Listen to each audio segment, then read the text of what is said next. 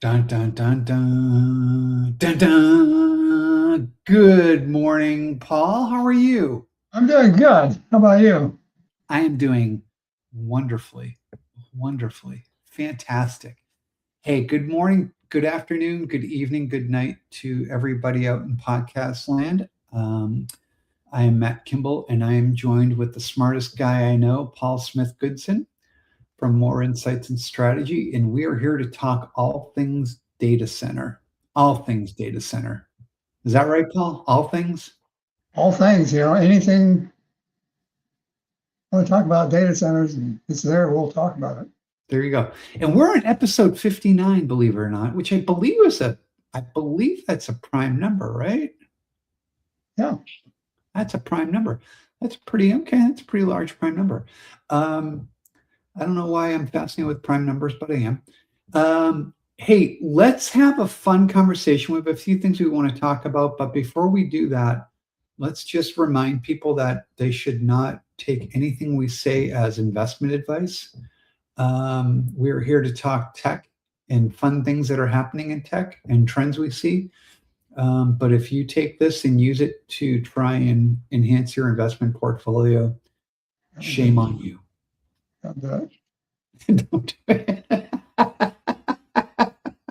I like the way you say that. You're like, yeah, that's a uh, bad idea. It's a really bad idea. But today we're going to talk about rich teachers in data centers, which is interesting. And then what I like to call IBM's Wild Fortnight, not the video game, but the last 2 weeks. So I will leave it at that. Do you want to jump into yours, which is always an entertaining headline? The rich teachers in data centers? I'll explain rich teachers a little bit later here, All but right. it'll make sense once I do. But I have to go through this stuff first. Well, anyway, we've always talked about the problem with state and local governments trying to throttle down uh, AI and the data centers, but there's actually probably some good reasons for it. I was looking up some of the facts, and one of them is they're always concerned about the water and stuff, but a large scale data center can consume up to about 5 million gallons of water a day. I really wasn't aware of that. Hmm. Um, that's about the equivalent of a town of 50,000 residents. So um, I've lived in smaller towns than that, so we didn't have any water. Well, I would have celebrated that being when I was young and didn't have to take a shower, but wouldn't be too good right now. But anyway, that's directly related to the public drinking supplies, and in cases where cities have been hampered by climate and various things. I mean, it can be a concern. Um, and the cost of that eventually goes back to the residential ratepayers on higher utility bills and stuff Mhm. like that. Sure. There's a lot of states currently have got legislation against data centers. Looking at it from the perspective of it's critical to national defense and how we perform globally. Then Hmm. I think it overrides some of the concerns, and I'll get to that in a minute. But New York, New Jersey, Michigan, Georgia, and several others have got different actions going on trying to restrict data centers, and there's even more than that I named. Um, but the main excuse that they give is it depends on how much capacity it takes in megawatts, and they don't use square footage anymore, but it's usually centered around utility costs. Um, I don't know if you remember, we talked about Neta's big data center that they're building in Louisiana a couple months ago. Um, and I looked into that to see how that was going and what kind of effect that would have on the local people. Um, They Meta announced last week that they're going to actually expand that data center and make the campus a lot bigger than what it originally was slated for. And it's in a parish called Richland Parish, and that's up in the northeast section of the state. And they're going to expand that campus to 5 gigawatts of compute capacity, and that they're going to spend a total of $50 billion in Louisiana, so that's significant. I looked at the impact that that's going to have on the citizens, and it's going into the Richland Parish, which is about 20,000 people, and everybody's pretty well behind it. They've got, according to some of the statistics I pulled out, the local businesses in Louisiana have got more than $1.6 billion in contracts as a result of this data center. Wow. Meta's going to invest another $1 billion in roads and water systems, wastewater infrastructure, and other community improvements.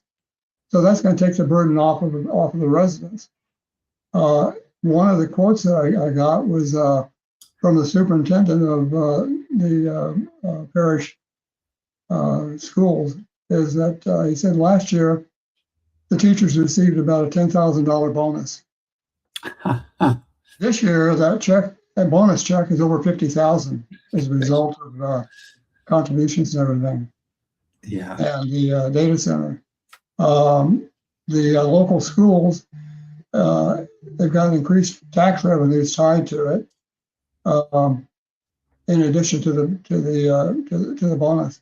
But anyway, that $50,000 to a teacher additional is quite a bit.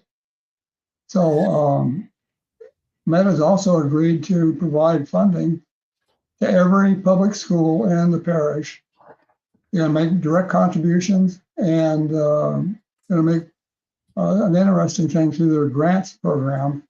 They're going to donate $5 million to the Louisiana Community College, and they're going to establish some scholarships for workforce training, which I think is probably the best deal of the thing. And starting with the class of 26, every high school graduate will be eligible for a full scholarship covering any data center related trade certificate or technical course. Pretty good. Wow. Huh. So that, I think that overrides any concerns they might have about an extra $10 or $15 a month in water bills or power bills. So Yeah, it's funny because New York just signed to what you're saying, just signed a moratorium on data center build-outs. A year-long moratorium while they figure all this stuff out, which I get. Kind of like pause, let's see what's going on. I don't know how, when you look across the country, like where the hot spots are for data centers: northern New Jersey, northern Virginia, now West Texas, Georgia's coming up hot, you mentioned them, Tennessee, and a few others. I don't know where New York State fits in all of that, but I get the, like, hey, we have to pause and we have to make sure we're doing this right. And I like what we say about Meta and how they're contributing back in. I like that these companies are doing more of this. It would be in New York, one of the things they're doing is, as part of this moratorium, is they're trying to put together a kind of a local, I forget, it's like a framework for local communities improvement or something like that. And it's like, if you build here, this is the minimum you have to do for the local community to get acceptance and to compensate for that. But it sounds like Meta went way above and beyond. But the water consumption. They said that the customers are going to save more than $2 billion over the next couple of decades. And so they're going to generate a lot of savings. So. Oh yeah. They're paying Meta's paying the full cost of energy, water, and related infrastructure that's going to be used by the data center. So I mean that's a good deal. Yeah. Oh yeah, without a doubt. And I think the data centers sometimes get a bad rap. Like when you talk about water consumption, well, that's a really it's a highly variable number that depends on the type of cooling they've employed, the type of water they're using. Is it reclaimed water? Is it fresh water? What is it? And then what they're putting back into the system. There's so many different variables that come in, but I think for the sake of politics, a lot of these states and municipalities will throw out numbers that might be accurate on one level, but when you look at it kind of from an aggregate or a holistic perspective, maybe not as accurate as the politicians would have you believe. Yeah. I just checked my notes on New York, and the governor signed the executive order 62 to halt state permitting new facilities with a peak demand of 20 megawatts or greater. Mm-hmm. So, yeah. Which, so you're talking, they're allowing those kind of enterprise, data center or data center room, server rooms to still go up. It's when you start to get above a certain size, right? Which makes sense. Yeah. And then it raises well, are you chasing business out of your state? Like if I'm in like Northwest, New York, where there's a lot of natural resources available. If I want to set up a data center and you say no, do I just cross over to Pennsylvania and do the same thing and use the same resources, by the way, probably on the same grid, but not, face the challenges that there's so many, and provide all that economic benefit to that municipality in Pennsylvania instead of New York. So many different ways to look at this. Yeah. Yeah. I think Meta set a pretty high bar here. So. Yeah. I mean, good for Meta. I mean, I think they're trying to do the right thing by the community. Yeah. Hold on. Yeah. So it's really it's going to be fun to watch to see how many of these hyperscalers kind of follow in line with Meta's approach and how many are kind of going more down this path of, let's just get the best deal we can, get in there. And, I don't know. But that also tells you how much revenue is going to be at the end of this. Oh, yeah. Yes. Yeah. This could shape a lot of, when you think about it, this could shape a lot of the economic outlooks for different states. If you embrace this, if you're on the lower end of the kind of economic ladder across the country, Mississippi and Arkansas, you have a lot of rich natural resources. This could really change your place in this economic ladder, if you will. Overall, it's a good deal for the United States. Mm-hmm. I mean, it fits right in with where Trump's going with beefing up the economy. So. Yeah. Anyway, speaking of rich teachers and data centers, I wanted to talk about IBM. Now you understand rich teachers now. Yeah, man, I'll take a $50,000 bonus. Yeah. We need to reach out to our boss. Yeah.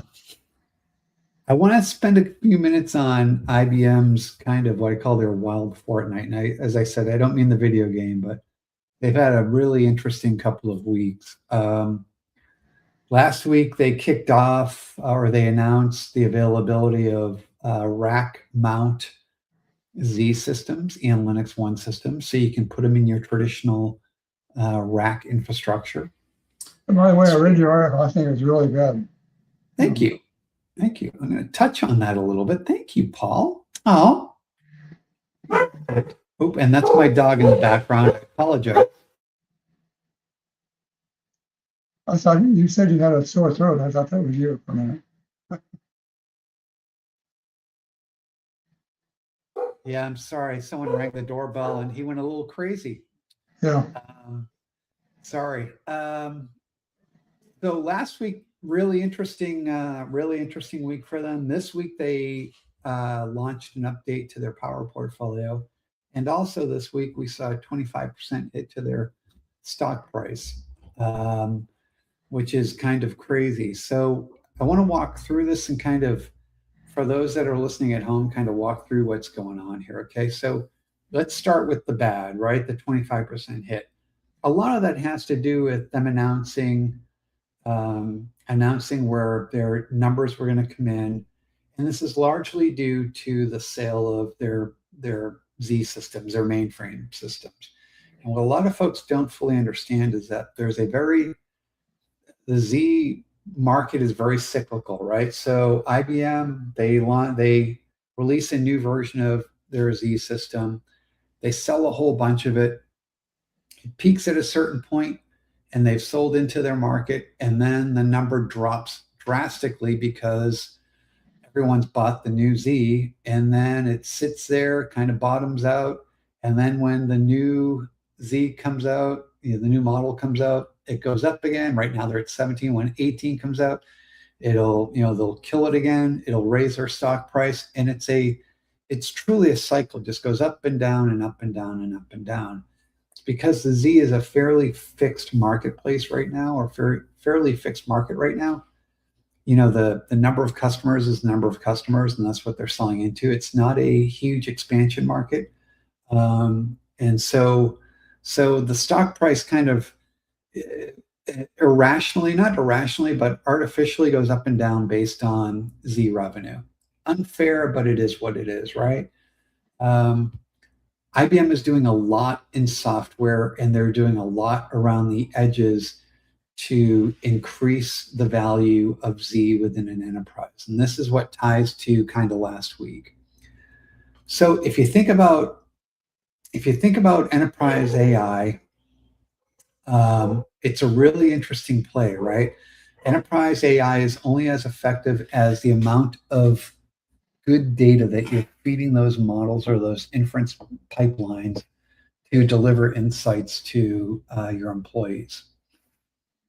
And if you look across the enterprise, the most mission critical, the highest density of mission critical data sits on mainframes, right? Not all of your mission critical data sits on a mainframe, but all of your data on a mainframe is mission critical. And that's super important to feeding those enterprise data pipelines. And that's important because enterprise IT is no longer looking at, well, I have these HPE servers, I have these Dell servers, and by the way, my Z systems sit as an island or a silo separate from everything else, right? And I have to use some really complex ETL process to integrate my data. That's not the way the world is looking anymore. They're looking at a universal data platform coming from a bunch of different sources that's feeding the inference pipeline. And that's how folks are going to start viewing Z. And because of that, I think IBM has an opportunity to play a bigger role in this enterprise AI game if they play their cards right.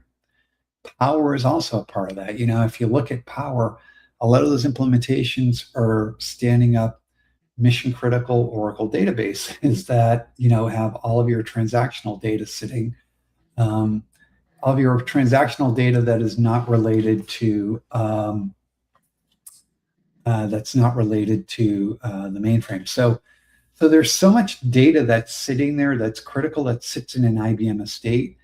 And I think if IBM can help tell that story and help, line people's brains around, CIOs, IT leaders, brains around, this is no longer a world of distributed versus mainframe versus power, but this is just a big heterogeneous compute environment. There's actually an opportunity for expansion. Is it huge expansion? No, but expansion nonetheless. And it certainly raises the awareness of the criticality of those Z-based platforms. And I'll let you go. I'm sorry. I talked way too long on that. The timing of the form factor shift is important with, what we just talked about, data center constraints and power requirements and everything. And with the vacancy kind of lows and rental rates going up, space and power are kind of really the ultimate bottlenecks right now. So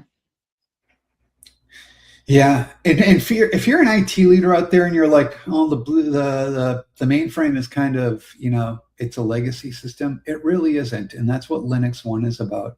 Linux One is providing all of the performance, all of the reliability, all of the security of a mainframe platform as a distributed in a distributed environment. It's a Linux environment. Run your Red Hat on top of that, your Red Hat environment on top of that. And it's a consumable resource to developers and embedded business folks, just like, running Linux on those x86 servers. No difference whatsoever.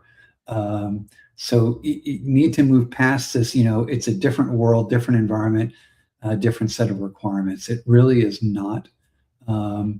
And you get a whole lot more horsepower per rack unit out of those Linux One and mainframe systems or Z systems than you do out of those x86 systems. Yeah. What about the PQC standard on the Z17 and the vacancy? Don't you get some type of protection with post-quantum? Oh, yeah. Security. I'm sorry. Yeah, I misunderstood what you said. Yes, that's one of the calling cards of the mainframe, right? It's the rich security that's built in down at the core level, and not that x86 servers are not secure. I don't want to mislead folks. I mean, HPE's done a good job of building post-quantum into their ILO platform. So you get pre-boot security, but IBM, it manages security at a transaction level like no other platform does, and it is certainly fully post-quantum enabled as well. Yeah, it's just when you think of security on the x86 side, there's a lot that's done kind of at the silicon level, like HPE does. But when you look at why a bank or an insurance company or a government agency uses a mainframe 60 years later, some of it is there's just an inherent and embedded level of security that you achieve and reliability that you just don't achieve anywhere else. I mean, this is why you don't hear about vulnerabilities or exposures or exploitations happening in mainframe environments. It's not because there aren't enough of them for hackers to focus on, because 96%, 94% of the world's financial transactions happen through mainframes. So they are data rich and I didn't realize it was that. What's the percentage on that? 94%. Wow. Of financial transactions, of credit card transactions. I'm sorry. So they're a rich target for hackers. Yeah. They're just impenetrable. I mean, it's just a fact, and this is why they continue to be deployed, in volume across the industry. And I can say this, Paul, as an ex-IT guy. I in both roles I was in, we had mainframe environments, and we looked at quote unquote modernizing to distributed. And when you kind of broke down the pros and cons and the potential cost of moving, actually remove the cost. When you broke down the pros and cons, there were very distinct reasons for keeping those mainframe environments alive. And it wasn't just because, it's too difficult. That's not the reason. The reason is there is an inherent amount of security and reliability that you get that you just can't achieve anywhere else. So, yeah. Anyway, that's my soapbox. I'm stepping down, and I'll shut up. Well, it's an interesting world we're living in, Matt. It's an interesting world, indeed. Yes. And when I found out things sometimes that you really don't understand, and you kind of dread happening, end up turning out to be really good. And, Indeed. I've seen that a lot over the years in technology, and undiscovered uses of things that you weren't aware of, Yeah, I think that's a biggie, and I think there's a tendency, especially in enterprise IT in the data center world, to blindly listen to what the largest technology vendors tell us and not do our due diligence or critical thinking. If OpenAI says this, it must be true. If Dell or HPE or Lenovo says that, it must be true. If Oracle says this, and I'm not saying that these vendors are dishonest or in any way trying to mislead consumers. Yeah. The point is, a general value prop that a company tells you is exactly that. It's a general value prop. Every organization is different, and you should really do the homework on kind of your own homework on what fits your needs best as an organization. I think overall the technology's done a good job. The vendors have done a good job of bridging the gap between the old legacy infrastructure and then the reality of what you need in an AI environment. Yeah, I'm constantly amazed by that. I think I agree with you on that. I do think though that sometimes take for example and this is by no means a slight against NVIDIA, but take what like a CIO will consume through the media and through analysts and pundits on NVIDIA, right? If you just listen to what NVIDIA tells you, and if you just listen, or AMD, it's not just NVIDIA, or AMD, or Cerebras, if you just listen to what they say and then what the pundits tell you, you would think you would need the beefiest, biggest GPU to run right? And that's just not true. It's true in some cases. It's not true in a lot of cases. But if you follow that, you as an IT leader are going to spend far more money than is necessary to stand up inference in your organization. And you're not even going to get the best performance out of that because some of these parts just are not designed to deliver certain types of inference workloads in a low latency and cost effective manner. So it's like, this is why it's like you got to really be careful on what you hear and what you consume, and do your homework. Different topic. Sorry. Hey, so what do you got coming up over the next few weeks? What are you looking at? What are you working on? What do you think? Some really weird things I'm writing about. Technology related? Yeah, technology related things that what goes back to taking a very old application and applying it to AI. I'm looking at I don't know if you're familiar with virology and gain of function, where they took a pathogen and enhanced it to the point that they could experiment with it on using vaccines and stuff like that. That we wouldn't otherwise you'd have to wait for it to mature. Well, we take that same technique and apply it to AI, and you can end up with something really interesting. And I'll leave it at that. Yeah, that is interesting. Yeah.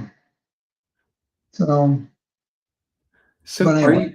Are you playing around with that as well as writing about it, or No, not yet. I've got the opportunity coming up shortly, getting the funding. that's an interesting kind of view on AI. It's a I can't wait to read about that. Yeah. Um, Yeah, I should have it published probably in a week. I actually started working on it back in 2023. oh wow, okay, So jeez. I'm just now getting encouraged to.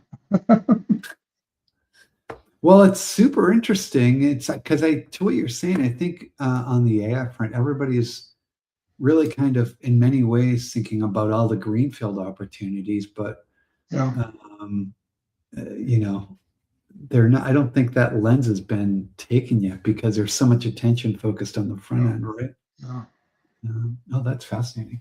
yeah. Well, I'm going to be out at in San Francisco next week at AI AMD's at AI event, which is going to be Yeah, interesting.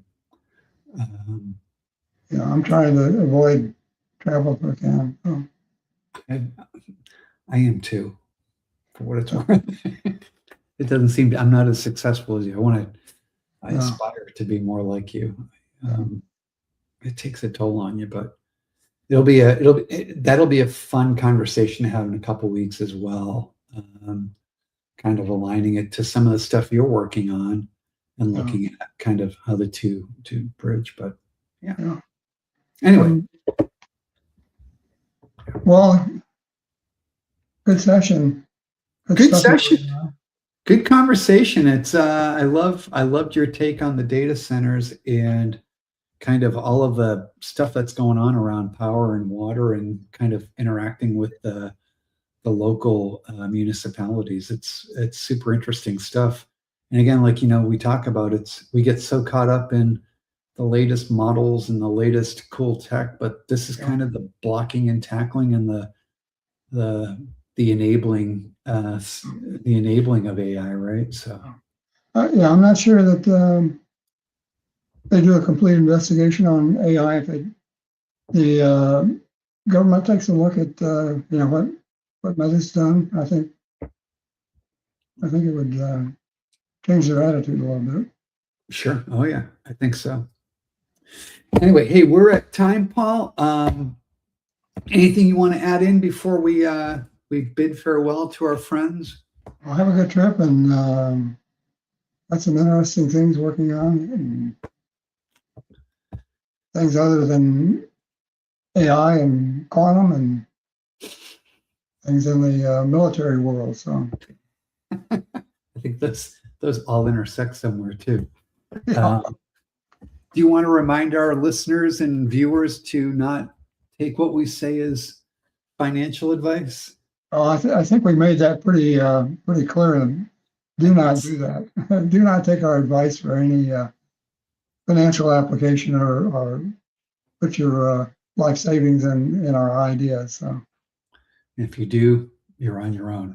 you're on your own. Yeah. All right. Until next time, we'll chat soon. Thank you, my friend. So